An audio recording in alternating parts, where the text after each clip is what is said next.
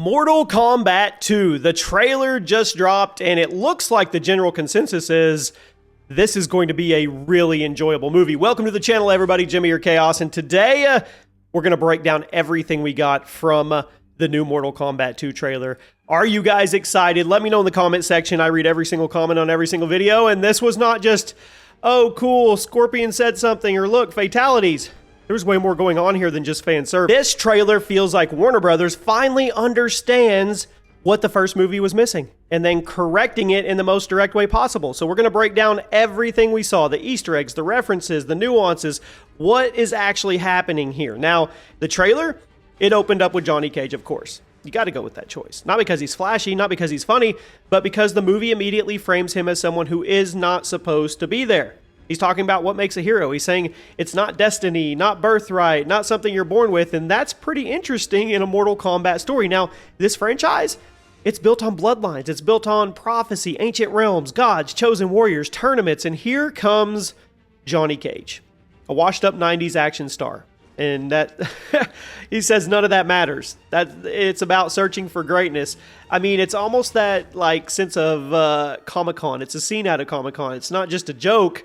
It was a commentary. So he's sitting there signing autographs for nobody while some giant superhero franchise booth across the convention floor is pulling in all the fans.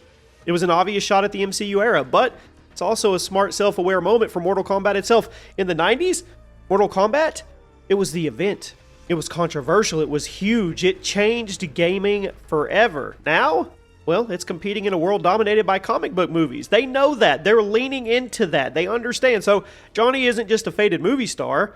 He's kind of a stand-in for the entire franchise, trying to reclaim its relevance. That's pretty good. Then we shift. You have been chosen for Mortal Kombat. And right there, the entire tone changes. Now, with the first 2021 movie, it kind of circled around the tournament, right? Never really dove into it. It was all build-up, all setup, all, I guess, foundational lore building. This trailer makes it very clear. This is a tournament movie, and that's what most of the fans wanted from the first one. They didn't want these random fights everywhere that had no meaning or purpose. They wanted Mortal Kombat. And that's what Mortal Kombat is, a tournament.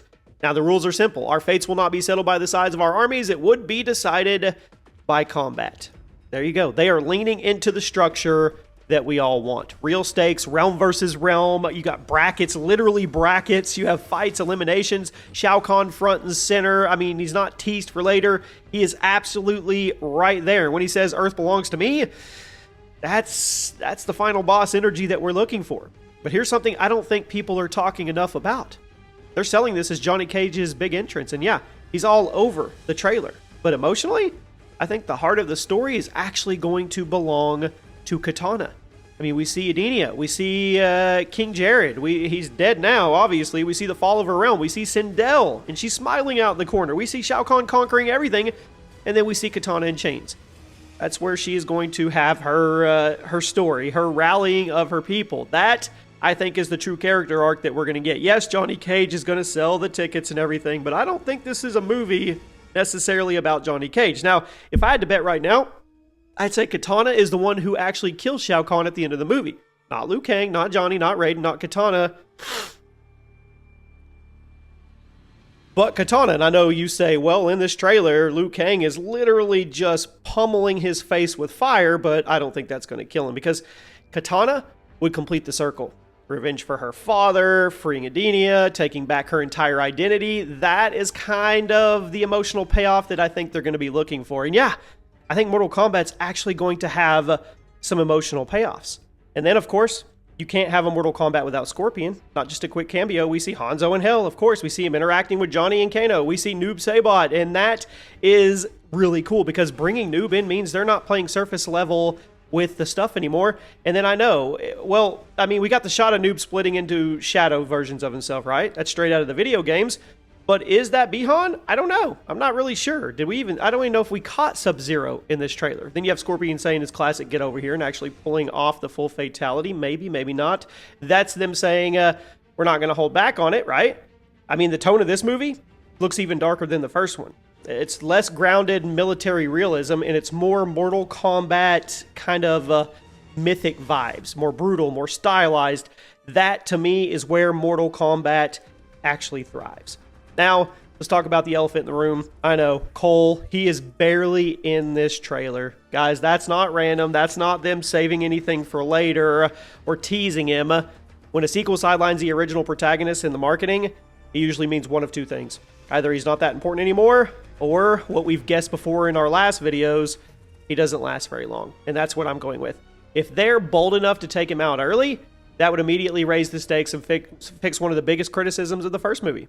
The audience insert character felt unnecessary, right? And if they take Cole out early, which I think 100% is going to happen, they're like, hey, look, there are stakes here. It'd be, some people would say be risky. I don't think it's really risky. Then you have Jade showing up. That adds another layer. She's fighting Jack. She's bringing Katana before Shao Kahn, but I don't think she's actually loyal to Shao Kahn. I think she is definitely playing her own cards. I mean, that dynamic could be one of the most interesting political elements of the film. Then there's Sindel. Mortal Kombat canon has flipped her alignment so many times, it's really hard to keep track of, is she a good queen? Is she a bad queen? Is she brainwashed? Is she a secret villain? Retconned for the 42nd time? We'll have to find out. I mean, the movie could simplify all that and just make her under Shao Kahn's control. That would keep Katana's emotional stakes intact without permanently villainizing her mother. Then, of course, you can't have a Mortal Kombat without Raiden. We see Shao Kahn actually absorbing his soul. That's huge. I mean, removing Raiden from the board, that would change everything. There's no more God stepping in to balance the scales. Raiden always coming to save everybody. Just warriors and combat. And that, I think, is what is going to make this tournament actually feel like there's stakes to it. Now, let's circle back to Johnny. Yeah, he's funny. There's jokes. But what I liked about it, they're not making him incompetent.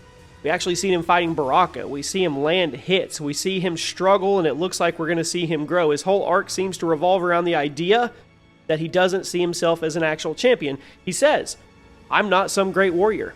I mean, they're making him relatable for us. If they actually follow through on the arc instead of just making him a punchline machine, I think he could steal this movie. And then we get to the final montage part. We've got the catchphrases, fatalities, classic Mortal Kombat music. Showtime, get over here, finish him. It's nostalgia, and it's right there. It's not shy, it's in your face, and they are embracing it. And for all true Mortal Kombat fans, this is exactly what we want. And ending on the Mortal Kombat scream? Come on. We know what this is supposed to be. That's what I'm getting from the studio. So to me, the trailer felt bigger than the first movie in every way. The stakes are higher, the mythology is definitely going to be deeper, definitely a bigger villain presence, and the fact that they pushed this into an IMAX release window tells me that they're not going for mid-tier action sequel that we're all going to forget about, or it's going to be so bad it's good type cult following. This could be one where you could actually watch it a couple times. Once again, I really feel like Katana is going to be the emotional core here. I mean, Shao Kahn feels like a legitimate threat. Raiden may end up being sidelined. Cole definitely going to be out in the first act if you ask me. And I think Johnny's actually going to have a growing arc. And the tournament, which they have said you will be able to kind of follow the bracket and the win-losses on this tournament. So if they can nail this and they don't undercut the serious moments and make it too much comedy, I think this could be the Mortal Kombat movie that we've all wanted since the 90s. We'll see. Let me know what you guys think. What did you catch in this movie Easter egg-wise that we didn't talk about? Do you think Katana is actually the one who finishes Shao Kahn, or do you think he actually dies? I'll see you guys soon.